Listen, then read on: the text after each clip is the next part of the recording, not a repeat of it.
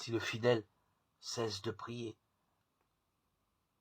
si le croyant pense que tout peut continuer comme d'habitude,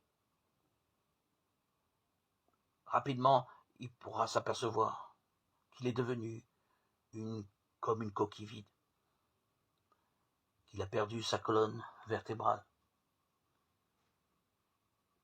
qu'il ne possède plus la source de la chaleur et de l'amour que la prière pouvait lui procurer. Les femmes et les hommes saints n'ont pas une vie plus facile que les autres, au contraire. Ils ont eux aussi leurs problèmes à affronter et en plus, ils sont souvent l'objet d'opposition. Mais leur force, c'est la prière qui puisse toujours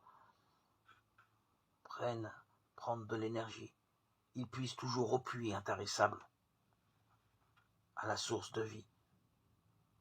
Par la prière, les fidèles alimentent la flamme de leur foi, comme on le faisait avec l'huile des lampes.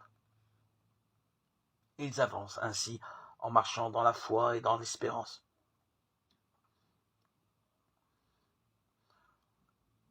Les saints qui souvent comptent peu aux yeux du monde sont en réalité ceux qui le soutiennent, non pas avec les armes de l'argent et du pouvoir, des moyens de communication et ainsi de suite, mais avec les armes de la prière.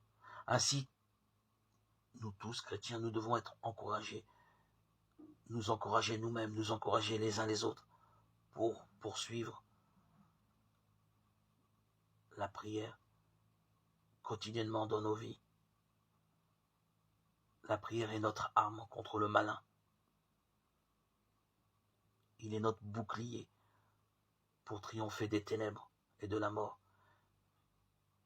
Il est la lumière qui chasse toute obscurité. La prière est la clé pour connaître et goûter à l'amour du Christ. La prière est la porte d'entrée pour accéder au royaume.